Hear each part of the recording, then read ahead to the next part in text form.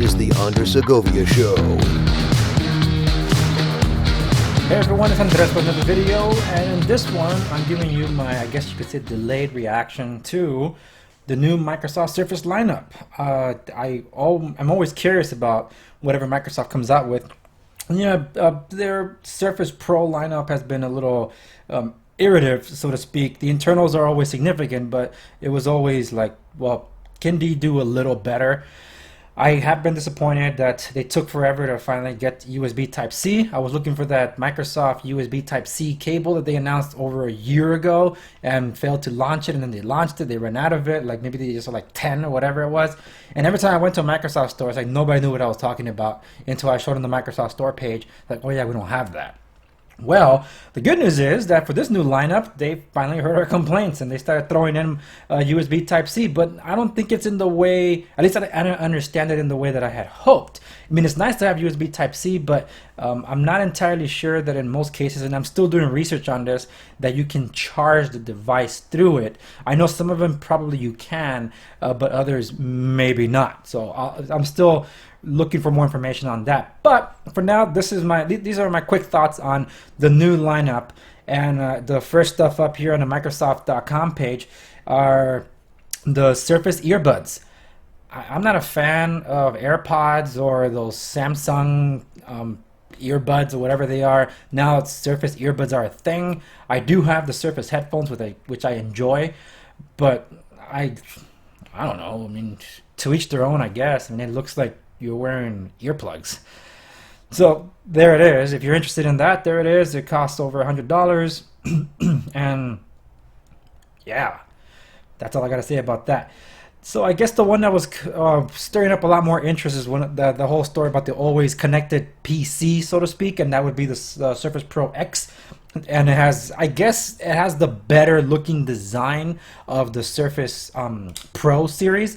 I don't know if calling a Surface Pro is still a positive thing though, because Surface Pro, the moniker when it first came out, not only meant pro specs, if you will, but it was short for Professional Edition, because it meant that Windows 10 Professional was installed, and it's not the case anymore where you kind of have to pay an upgrade fee to get Windows 10 Professional, which sucks for me because I get them for business and I can't use it with my server unless I upgrade to Windows 10 Professional.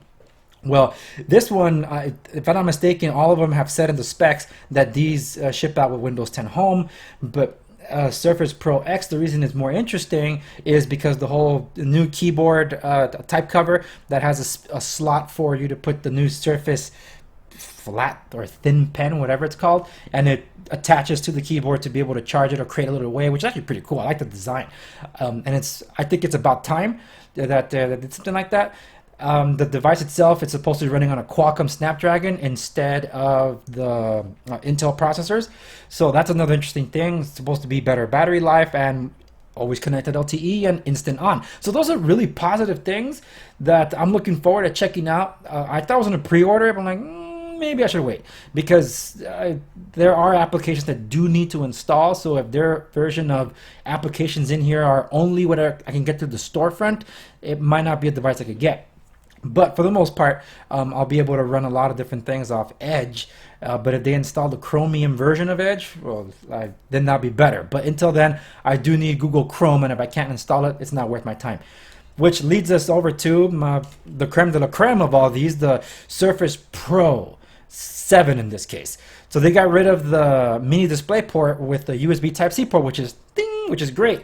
And oh, by the way, all these are supposed to include the Surface Connect, so the proprietary thing from Surface or Microsoft. So it's still there. So here it is. I'm circling with the mouse. So there's a USB Type-C right here, a USB Type-A port, and then a Surface Connect right there, which means that you still have backwards compatibility if you have one of those Surface Connect devices.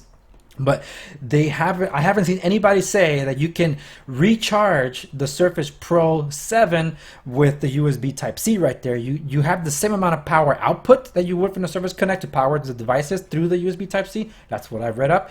But not sure that the reverse is true, that you can charge it with it, because you can. Great. That solves a lot of my problems because I carry one cable for everything, my iPad Pro, my Google Pixel Book, and now my Surface Pro if I upgrade to one of these.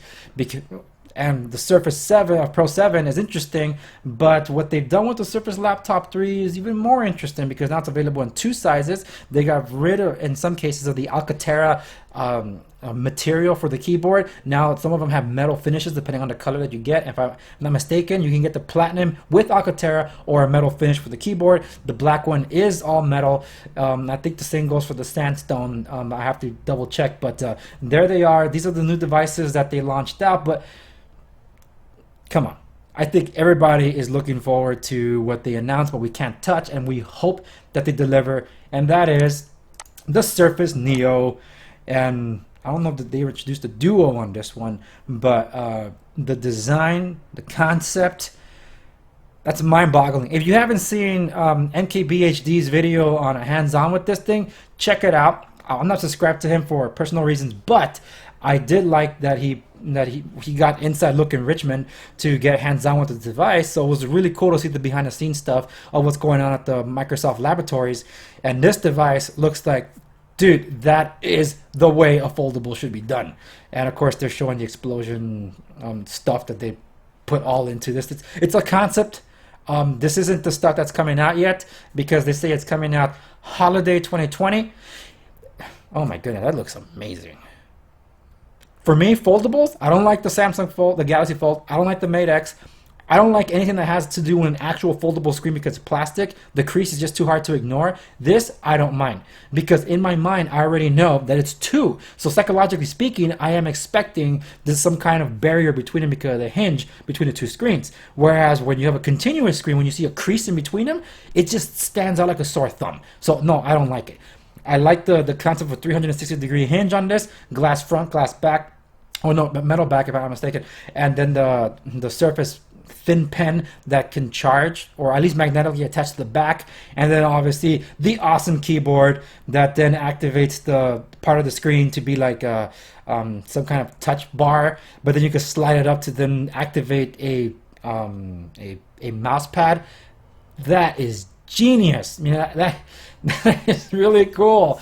So I'm like, okay, I'm on board. I like to see this, and it's supposed to be a fourth version of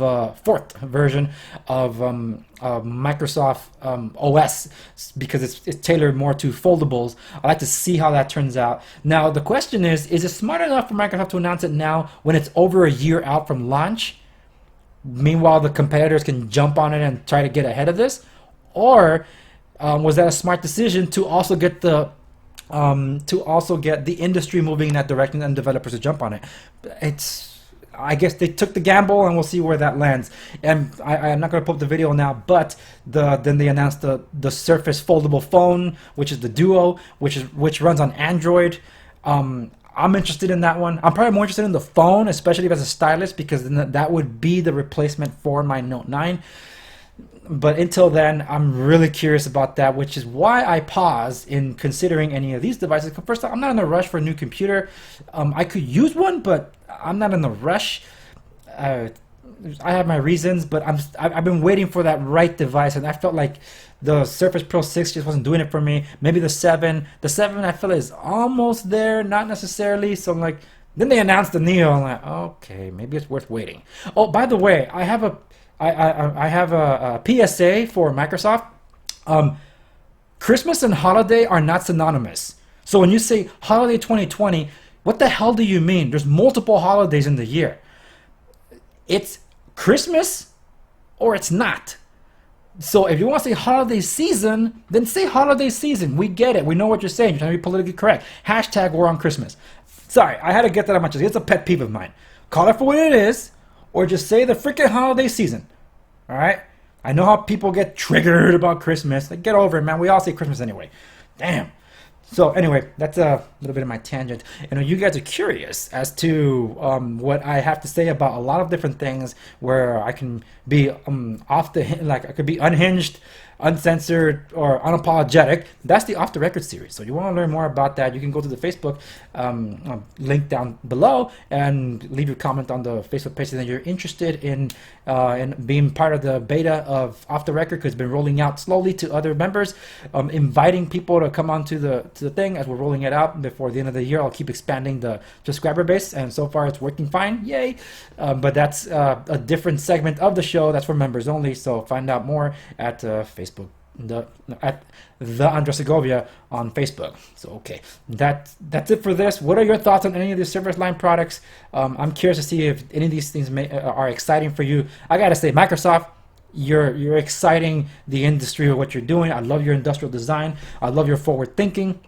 I want to see it materialize. We've been heartbroken before about announcements that never materialized. So I hope that this Neo and Duo do come to fruition, especially since you got these expensive products, that concepts that some people have been hands-on with already behind the scenes, and it looks like the real deal. So I'm counting on it.